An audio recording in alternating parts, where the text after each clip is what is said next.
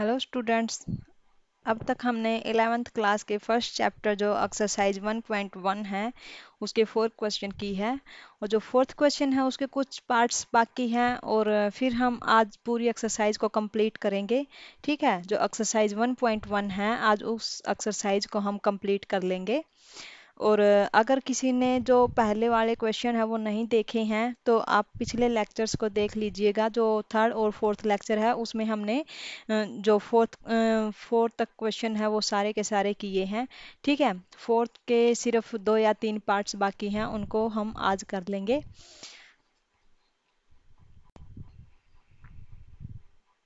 ये देखिए, ये फोर्थ का फोर्थ पार्ट है। तो ये क्या बोलता है, इसने सेट बुल्डर फॉर्म दे रखी है y such that Y square minus two is equal to zero. ये इसने प्रॉपर्टी दे रखी है। इस सेट के अंदर कौन से एलिमेंट्स आएंगे, इस सेट के अंदर वो सारे एलिमेंट्स आएंगे जो कि ये प्रॉपर्टी सेटिस्फाई करता हो, Y square minus two is equal to zero.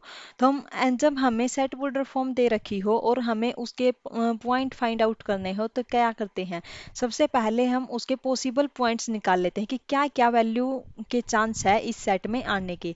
तो हम क्या करते हैं, जो हमें प्रॉपर्टीज दे रखी उन्हीं में से हम वो पॉइंट्स निकाल लेते हैं और वो सारे पॉइंट्स निकाल करके देखेंगे कि सारी प्रॉपर्टीज को कौन से सेटिस्फाई करते हैं। ठीक है, तो इधर क्या प्रॉपर्टी दे रखी है, Y square minus two is equal to zero. इसका क्या मतलब है, वाई square minus two is equal to जीरो मीन्स हम टू को उस साइड लेके जाएंगे तो क्या आएगा, Y square is equal to two. अब जो Y square equal to two है इसका क्या मतलब है कि हम वाई की क्या वैल्यू रखें इधर कि वो टू के इक्वल आए। क्या क्या पॉसिबिलिटी है, वाई की क्या वैल्यू रखें कि वो टू आए। अब अगर हम y की जगह वन रखेंगे तो वन का स्क्वायर कितना होता है, वन। क्या वो टू के इक्वल होता है, नहीं। तो इधर वन नहीं आएगा। अगर मैं y की जगह रखूं टू तो कितना आएगा, फोर। क्या फोर टू के इक्वल होता है, नहीं होता। तो ऐसे ही थ्री फोर फाइव सिक्स कुछ भी रख लो यहाँ पे तो वो टू के इक्वल नहीं होता। ऐसे ही हम जब नेगेटिव टर्म्स को रखेंगे, नेगेटिव टर्म्स का स्क्वायर भी तो क्या होता है, पॉजिटिव होता है।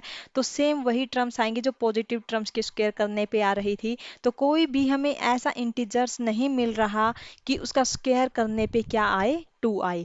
अब देखो, ना नेचुरल नंबर ऐसा मिलेगा, ना इंटीजर मिलेगा, और ना ही रैशनल मिल रहा, यानी कि जो इंटीजर्स टाइप। तो हम यहाँ पे रूट में देखेंगे, अगर हम यहाँ पे स्क्वायर रूट टू रखें तो क्या हो जाएगा, जो रूट है वो टू से कैंसिल हो जाएगा और कितना आएगा, टू।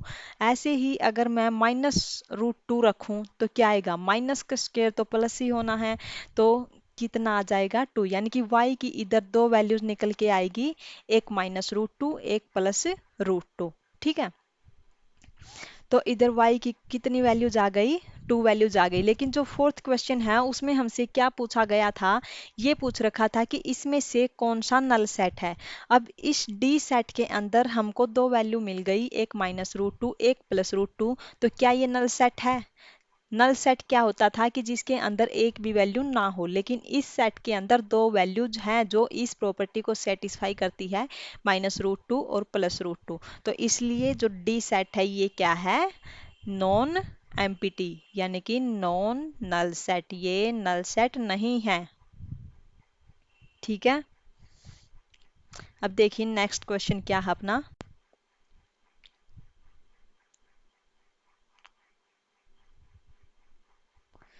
जो नेक्स्ट क्वेश्चन है इसमें इसने क्या दे रखा है, सेट बुलर फॉर्म ही दे रखी है इसमें भी। इसमें इसने क्या बोला है, y such that Y cube is equal to 27 and y is equal to 2। जो हमें फोर्थ पार्ट में दे रखी थी उधर सिर्फ एक प्रॉपर्टीज दे रखी थी, इधर हमें दो प्रॉपर्टी दे रखी है। एक तो क्या है, y cube is equal to 27 and y is equal to 2। इस सेट के अंदर वो सारे एलिमेंट्स आएंगे कि जिसकी क्यूब करने पे 27 आए और क्या हो, टू के इक्वल हो। तो अब देख लीजिए, y क्यूब 27 मीन्स क्या होएगा, y is equal to three. अब ये थ्री कैसे आया, देखिए 27 को हम क्या लिख सकते हैं, थ्री की पावर थ्री। और अगर हम कंपेयर करें तो y is equal to three. अब देखिए y की वैल्यू एक तो आ गई थ्री, और जो सेकंड कंडीशन है, जो सेकंड प्रॉपर्टी इसने क्या दे रखी है, y is equal to two. ठीक है, अब यहाँ से हमारे पास दो पॉसिबल वैल्यू है, या तो क्या आएगा y3 आएगा या 2 आएगा या दोनों आएंगे या एक भी नहीं आएगा। ये कैसे चेक करेंगे? हम क्या करेंगे, one by one y is equal to 3 और y इज इक्वल टू 2 को इन दोनों प्रॉपर्टीज में रखेंगे। जो भी वैल्यू इन दोनों प्रॉपर्टीज को सेटिस्फाई करेगी वो ही इस सेट के अंदर आएगी। तो सबसे पहले अगर मैं y is equal to 2 put करूँ y cube is equal to 27 में, तो कितना आएगा? 2 की क्यूब कितना होता है? 8। लेकिन ये क्या बोल रहा है कि किसी भी वैल्यू की हम अगर क्यूब करें तो वो 27 आना चाहिए, वो इस सेट के अंदर है। लेकिन 2 की क्यूब करने पे तो 8 आया। 8 इज इक्वल टू 27 होता है? नहीं, तो ये इम्पॉसिबल है, इसलिए 2 इस सेट के अंदर नहीं आएगा। ठीक है, अब हम चेक कर लेते हैं y is equal to 3। y is equal to 3 put करने पे क्या आएगा? y is equal to 3 put करने पे क्या आएगा? यहाँ से जब हम इस क्यूब वाले में रखेंगे तो 27 आ जाएगा। ठीक है, 3 रखने पे 27 इज इक्वल टू 27, ये तो ठीक है। लेकिन जब हम इस सेकंड प्रॉपर्टी में रखेंगे y is equal to 2, y की जगह हम अगर 3 रख दें तो 3 इज इक्वल टू 2 बनेगा। क्या 3 इक्वल टू 2 होता है कभी? नहीं, तो ये प्रॉपर्टी भी सेटिस्फाई नहीं होगी। तो इसलिए क्या आ जाएगा, ना 3 इस सेट के अंदर आएगा ना ही 2 इस सेट के अंदर आएगा। तो जो ई सेट है ये क्या हो जाएगा? Null set. ठीक है, ये क्या हो जाएगा? Null set.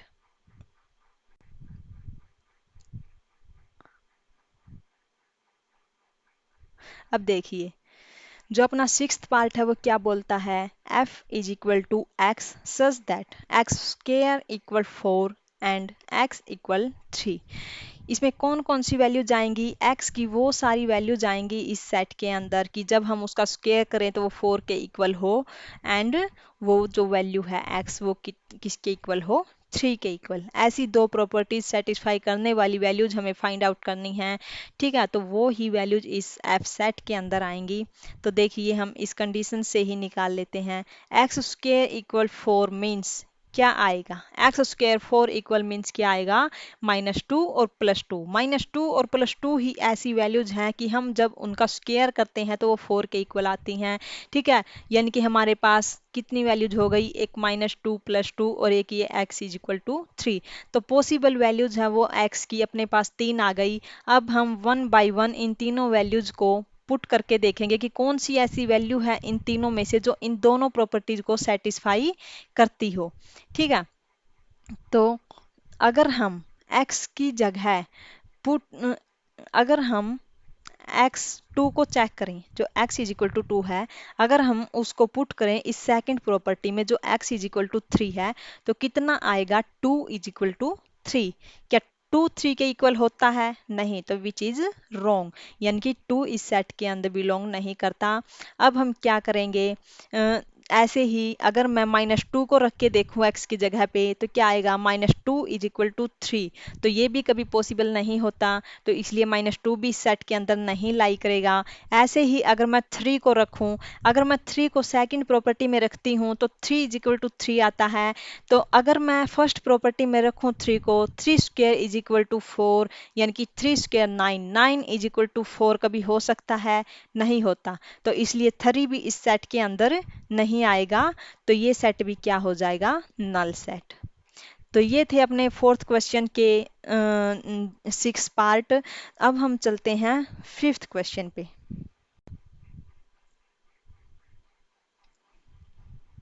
ये देखिए, जो फिफ्थ क्वेश्चन है उसमें इसने क्या पूछा है? State whether the following sets are finite और इनफाइनाइट। जो फिफ्थ क्वेश्चन है उसमें हमें बताना है कि जो हमको सेट्स गिवन है उनमें से कौन सा फाइनाइट सेट है और कौन सा इनफाइनाइट सेट है। जो फाइनाइट सेट होते हैं वो क्या होते हैं? In this set number of elements are finite, and अगर इनफाइनाइट की बात की जाए तो number of elements in this set is infinite. ठीक है, अगर किसी सेट में फाइनाइट नंबर्स हैं जिसको हम काउंट कर सकें, गिन के बता सकें कि कितने नंबर ऑफ एलिमेंट्स हैं इस सेट के अंदर, तो वो क्या होता है? Finite set. और अगर हम किसी सेट के अंदर एलिमेंट्स की काउंट ना कर सके, उनको गिन करके ना बता सकें कि इस सेट के अंदर कितने एलिमेंट्स हैं, तो वो सेट कौन से होते हैं? Infinite set. देखिए, जो इसने फर्स्ट पार्ट दे रखा है वो क्या दे रखा है, इसने इस सेट के अंदर एलिमेंट्स दिए हैं इसने 1 2 3 और चलता गया कहाँ तक दिए हैं इसने 1000 तक। ठीक है, इसने 1 से लेकर 1000 तक नंबर दिए हैं। अब हम यहाँ पे आसानी से बता सकते हैं, अगर हमसे पूछे कि इस सेट के अंदर कितने एलिमेंट्स हैं, तो बता सकते हैं कि इस सेट के अंदर 1000 एलिमेंट्स हैं, यानी कि ये क्या हुआ, एक फाइनाइट सेट। ठीक है, मैंने पहले ही बताया है कि फाइनाइट सेट कौन से होते हैं, अगर किसी भी सेट के अंदर हम नंबर ऑफ एलिमेंट्स को काउंट कर सकते हैं तो उसको हम फाइनाइट सेट बोलते हैं, और अगर हम नंबर ऑफ एलिमेंट्स को काउंट नहीं कर सकते तो उस सेट को हम बोलते हैं इनफाइनाइट सेट। अब जो सेकंड पार्ट है उसमें इसने क्या बोला है, the set of positive integers greater than 1000।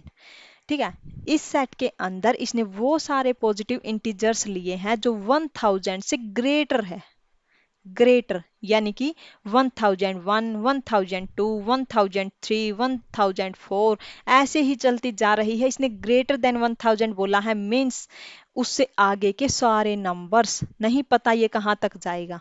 ठीक है, कौन कौन से आ गए, देखो 1001 1002 1003 और ऐसे ही चलता जाएगा। क्या अब यहाँ पे कोई बता सकता है कि इसका फाइनल जो लास्ट का जो इंटीजर्स आएगा वो क्या है? कोई बता सकता है? नहीं, क्योंकि हमें पता ही नहीं कि जो ये सेट है ये कहाँ तक जाएगा कहाँ तक नहीं जाएगा। इसने सिर्फ और सिर्फ ये बताया है कि ये यहाँ से शुरू होगा, लेकिन ये नहीं बताया कि ये सेट कहाँ पे जा कर के समाप्त होगा, तो इसलिए ये सेट क्या हो गया, इनफाइनाइट सेट। अब जो थर्ड पार्ट है उसमें इसने क्या बोला है, ये सेट बुल्डर फॉर्म दे दी, और इसने बोला है कि इस सेट के अंदर वो सारे एक्स हैं जो कि क्या हो, नेचुरल नंबर्स हो, and X square is equal to 4। उस नंबर्स का अगर हम स्क्वायर करें तो वो क्या आए, 4 आए। तो ऐसे कौन कौन से नंबर्स हैं जो नेचुरल हो और स्क्वायर करने पे 4 आए, तो कौन कौन से हैं, 2 और -2। अगर हम 2 का स्क्वायर करेंगे तो क्या आएगा, 4 आएगा, और अगर हम -2 का स्क्वायर करेंगे तो 4 आएगा। अब क्या बता सकता है कि ये दोनों ही वैल्यू नेचुरल है, -2 और +2? नहीं, जो नेचुरल नंबर होता है वो 1 से स्टार्ट होता है। ठीक है, तो -2 नेचुरल नंबर नहीं है, इसलिए इस सेट के अंदर सिर्फ और सिर्फ एक ही एलिमेंट आएगा, कौन सा, +2। ठीक है, तो ये क्या हो गया, फाइनाइट सेट। अब जो फोर्थ पार्ट है उसमें इसने क्या बोला है कि वो सारे x such that for all x such that x belongs to in natural number and x -1 into x -2 is equal to 0। इस सेट के अंदर इसने कौन कौन से एलिमेंट्स बताए हैं, इसमें इसने बोला है कि जो ये सेट है इस सेट के अंदर वो सारे एलिमेंट्स हैं जो नेचुरल नंबर्स हों and x-1 into x-2 is equal to 0 हो। इसने ये फैक्टर कर रखी है, ये क्वाड्रेटिक इक्वेशन है, उसको इसके ये दो रूट दे रखे हैं, एक 1 है एक 2 है। ठीक है, तो ये क्या आ जाएंगी, इधर से क्या क्या वैल्यू आएंगी, एक आएगी 1 और एक आएगी 2, तो ये दोनों की दोनों क्या है, नेचुरल नंबर्स हैं। तो इधर भी हम आसानी से बता सकते हैं कि इस सेट के अंदर कौन कौन सी वैल्यूज हैं, तो दो ही हैं सिर्फ, एक तो 1 है एक 2 है और दोनों ही नेचुरल हैं, तो ये भी क्या हो गया, एक फाइनाइट सेट। ठीक है,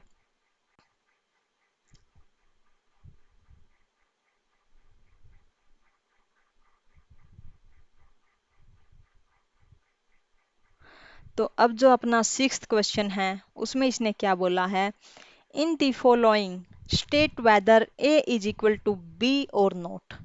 अब इधर हमें दो सेट गिवन होंगे और हमें बताना है कि कौन से इक्वल है और कौन से इक्वल नहीं है। मैंने आपको पहले ही बताया है, जो सेकंड लेक्चर है उसमें मैंने बताया है कि इक्वल सेट कौन से होते हैं, अगर हमको दो सेट गिवन है, if we have to given two sets A and B, then A equal B if for all elements of A contains in set B and for all elements of set B contains in set A।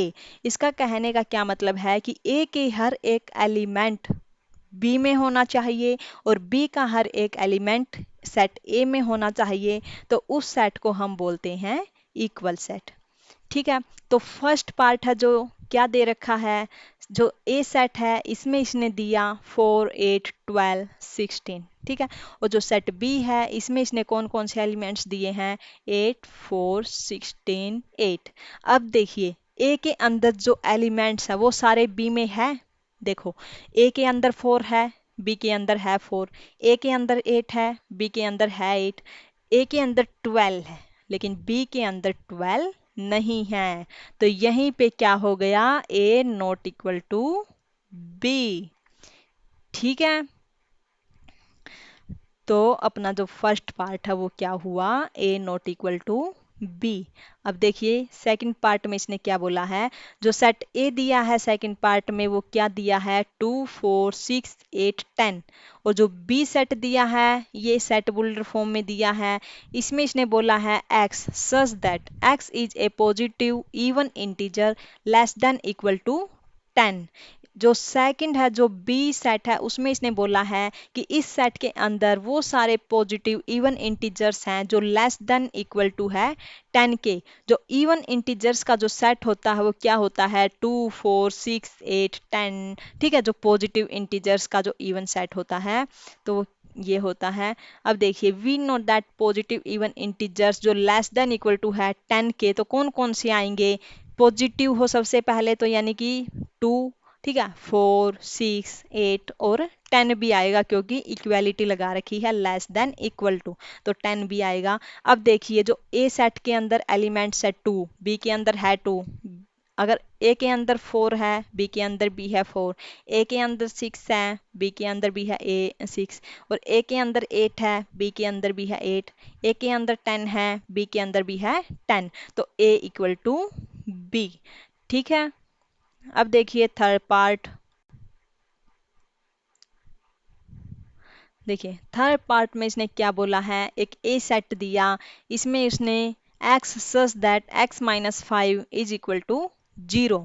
ठीक है, अब जो ए set है अगर हम इसको open करके देखें तो क्या आएगा, x minus 5 is equal to 0 means x equal to 5। तो इधर से यानी कि सेट ए है जो उसके अंदर एक एलिमेंट है कौन सा, 5। और जो बी सेट है वो इसने क्या दे रखा है, x such that x is a positive root of the equation x square minus 2x minus 15 is equal to 0। ये क्या बोलता है, जो बी सेट है ये बोलता है कि इस सेट के अंदर वो सारे पॉजिटिव रूट्स हैं। ठीक है, इस इक्वेशन के सारे पॉजिटिव रूट्स हैं। इसने एक वर्ड यूज किया है पॉजिटिव। ठीक है, जो ये और सबसे पहले हाँ ये कौन सी इक्वेशन दे रखी है हमें, क्वाड्रेटिक इक्वेशन। जो क्वाड्रेटिक इक्वेशन है वो 2 डिग्री की होती है। ठीक है, ये हमें एक 2 डिग्री की क्वाड्रेटिक इक्वेशन दे रखी है, और 2 डिग्री की क्वाड्रेटिक इक्वेशन के हमारे पास 2 रूट होते हैं। अब जो 2 रूट है वो नेगेटिव भी हो सकते हैं, पॉजिटिव भी, एक नेगेटिव एक पॉजिटिव ऐसे भी हो सकता है, लेकिन इस सेट के अंदर सिर्फ और सिर्फ हमें पॉजिटिव रूट ही लेके चलना है।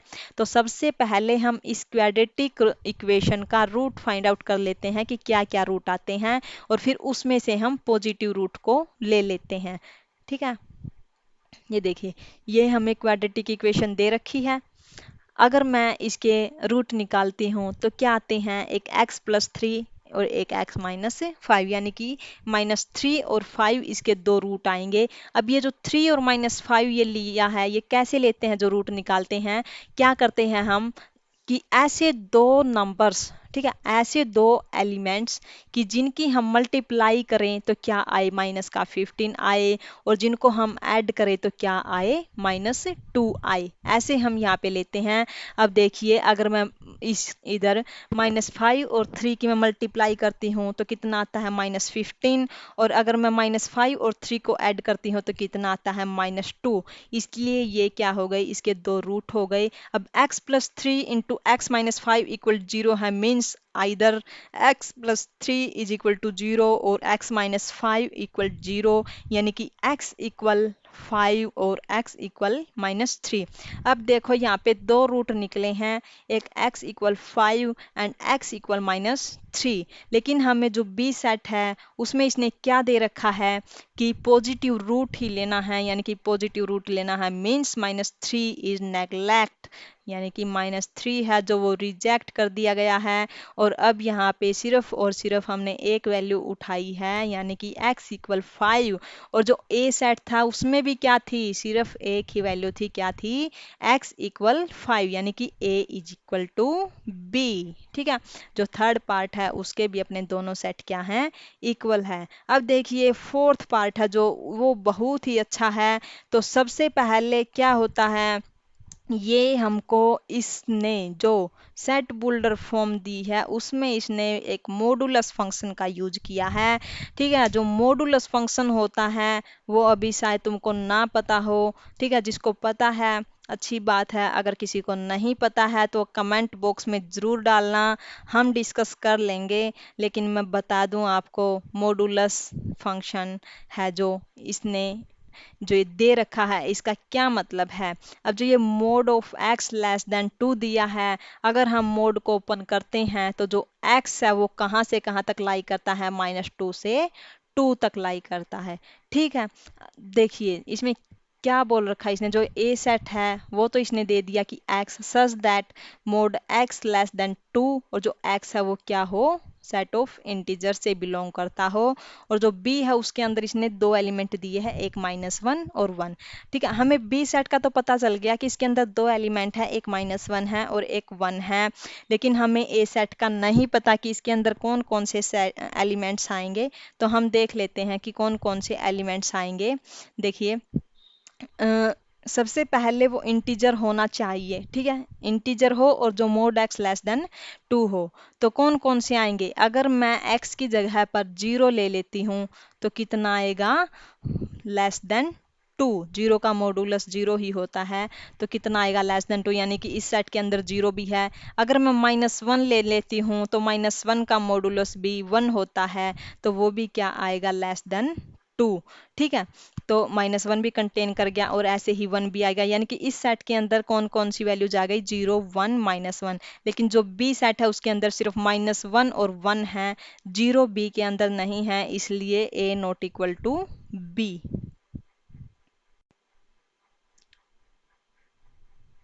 अब देखिए जो क्वेश्चन 7th है, ठीक है, ये अपना लास्ट क्वेश्चन है जो एक्सरसाइज 1.1 का है। इसके बाद अपनी एक्सरसाइज 1.1 कंप्लीट होती है, और जो कल का लेक्चर होगा उसमें हम एक्सरसाइज 1.2 की जो कंसेप्ट है, जो उसकी थ्योरी है, डेफिनेशंस हैं, उनको समझेंगे।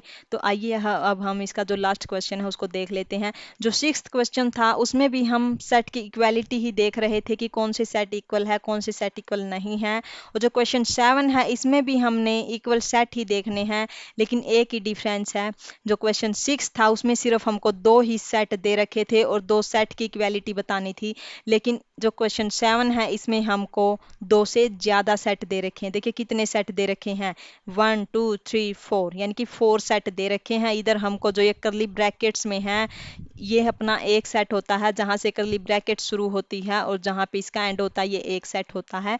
तो ये अपने पास 4 सेट हैं और इसमें से बताना है इन जो ये 4 सेट हैं इन चारों में से कौन कौन से इक्वल हैं और कौन से इक्वल नहीं हैं। तो देखिए हम देख लेते हैं कौन कौन से हैं। देखिए जो फर्स्ट सेट है ए बी सी है, इसके अंदर क्या ए बी सी एलिमेंट्स है जो अदर 3 सेट्स हैं उनके अंदर है। देखिए सेकंड के अंदर भी है, थर्ड के अंदर भी है और फोर्थ के अंदर भी है। ऐसे ही सेकंड सेट को देखेंगे हम, सेकंड सेट के अंदर भी सिर्फ 3 ही एलिमेंट हैं ए बी सी। ये सिर्फ रिपीटेशन है, ठीक है, लेकिन ये नहीं कि कोई अदर एलिमेंट है तो सेम ही, ए को ही 2 बार लिख रखा है लेकिन है तो ए एलिमेंट। तो जो बी के अंदर है वो भी सारे के सारे अदर 3 में कंटेन करते हैं, और ऐसे ही सी के अंदर, ऐसे ही डी के अंदर, यानी कि ये चारों के चारों सेट क्या हो गए, इक्वल सेट हो गई। अब देखिए इसका सेकंड पार्ट है जो ये है थोड़ा डिफ़िकल्ट सा है, वैसे इतना भी नहीं है, पर बच्चों के लिए है जो पहली बार कर रहे हैं उनके लिए। अब देखिए जो इसने फर्स्ट सेट दे रखा है उसमें दिया 1 2 3, और जो सेकंड सेट दे रखा है वो इसने सेट बुल्डर फॉर्म में दे दी और क्वाड्रेटिक इक्वेशन दे दी इसने, X square minus 2x plus 1 equal to 0, यानी कि इसके अंदर दो वैल्यूज आएंगी, वो दो वैल्यूज क्या आएंगी नहीं पता। ठीक है।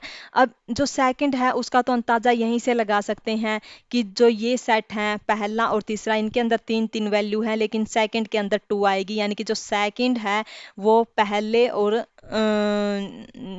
इसके वो पहले और थर्ड के इक्वल तो नहीं हो सकता। ठीक है, ऐसे ही जो थर्ड जो फोर्थ अपने को सेट दे रखा है वो क्यूबिक दे रखा है, यानी कि इसके अंदर तीन वैल्यू जाएंगी, तो जो सेकंड सेट है वो फोर्थ के इक्वल भी नहीं हो सकता, क्योंकि फोर्थ के अंदर क्या आएंगी, तीन आएंगी। एक पॉसिबिलिटी है वो कब इक्वल हो सकता है, जब जो फोर्थ सेट है उसके अंदर दो वैल्यूज सेम हो, कैसी, जो सेकंड सेट है उसके जैसी। ठीक है, तो तभी पॉसिबल हो सकता है। अब हम वैल्यूज निकाल लेते हैं। देखिए जो अपना फर्स्ट सेट है और जो थर्ड सेट है उसकी वैल्यूज हमें पता है, दे ही रखी हैं, लेकिन जो सेकंड सेट है और जो फोर्थ सेट है वो हमें क्वाड्रेटिक और क्यूबिक इक्वेशन दे रखी हैं, तो उनकी वैल्यूज हमें नहीं पता, उनके रूट फाइंड आउट कर लेते हैं क्या क्या आएंगे। देखिए सोल्व करने पे क्या क्या वैल्यू जाएंगी, आप इसको सोल्व कर लेना। ठीक है, मैंने पहले भी बताया है कि कैसे सोल्व आउट करते हैं हम। जो क्वाड्रेटिक इक्वेशन होती हैं कि जब हम मल्टीप्लाई करें तो 1 आए, और जब हम उन दो रूट्स को ऐड करें तो माइनस का 2 आए, तो ऐसे एलिमेंट्स हमें फाइंड आउट करने होते हैं। अगर आपको ऐसे ना पता चले कि क्या क्या रूट हो सकते हैं, तो आप आसानी से जो क्वाड्रेटिक इक्वेशन होती है उसमें डिस्क्रिमिनेंट फॉर्मूला यूज कर सकते हैं। अगर किसी को डिस्क्रिमिनेंट फॉर्मूला नहीं पता तो जो मेरी पिछली वीडियोज हैं उसमें मैंने यूज किया है, अच्छे से सोल्व किया है, जो मेरा लेक्चर 4 है उसको आप देख लेना, उसमें डिस्क्रिमिनेंट फॉर्मूला यूज किया है, आप उसी को अप्लाई करके दो वैल्यूज को फाइंड आउट कर सकते हैं। और जो क्यूबिक इक्वेशन दे रखी है इसकी वैल्यूज को हम कैसे निकालते हैं, इसकी वैल्यूज को हम क्या करते हैं, कोई भी वैल्यूज पुट कर करके देख लेते हैं, 1 पुट करके देख लेना। ठीक है, जब आप 1 पुट करोगे इधर तो क्या आ जाएगा, 1 पुट करने पे ये 0 बनेगा, यानी कि एक रूट तो इसका क्या हो गया, 1 हो गया। ऐसे ही 2 और 3 ये तीन रूट बनेंगे इसके, तो इसका मतलब है यानी कि फर्स्ट थर्ड और फोर्थ ये तीन सेट इक्वल हैं, लेकिन जो सेकंड है ये इक्वल नहीं है। So here 3 sets are equal, जो फर्स्ट थर्ड और फोर्थ। तो ये अपनी यहाँ पे एक्सरसाइज कंप्लीट होती हैं। Okay, thank you so much, आप सभी का बहुत बहुत धन्यवाद। ठीक है, वीडियो को लाइक कर देना अगर आपको पसंद आ रही हो, तो ऐसे ही हम थोड़ा थोड़ा करके पूरे मैथ को कवर कर लेंगे, जल्दबाजी हमें नहीं है। ये नहीं कि जल्दबाजी में पूरी पूरी एक्सरसाइज एक ही दिन में कवर कर दें, तो ऐसे कोई फ़ायदा नहीं है। मैं बहुत ही लेंथी वीडियोस बना दूं, एक एक घंटे की, दो दो घंटे की। ठीक है, तो बच्चा देखते देखते ही सो जाए, ऐसी वीडियो मैं नहीं बनाना चाहती कि बच्चे को समझ में ही न आए। अगर आपके कोई भी प्रॉब्लम्स हो, ठीक है, तो आप कमेंट बॉक्स में ज़रूर डाल दिया करो, तो हम उस प्रॉब्लम्स पे डिस्कस कर लेंगे। तो ये अपना आज यहाँ पे कंप्लीट हो जाती है एक्सरसाइज 1.1। ऑल दी बेस्ट, सब कर लेना। अगर कोई भी क्वेश्चन नहीं आया हो, वैसे तो मैंने एक एक क्वेश्चन, हर क्वेश्चन का हर पार्ट मैंने सोल्व किया है। ठीक है, आप इसको नोटबुक में उतार लेना, पहले समझना है फिर नोटबुक में उतारना है। ठीक है, कहीं पे भी कोई भी डाउट हो बेझिझक आप कमेंट में लिख दिया करो, हम अच्छे से उसको सोल्व आउट करेंगे। ठीक है, okay bye, thank you, all the best.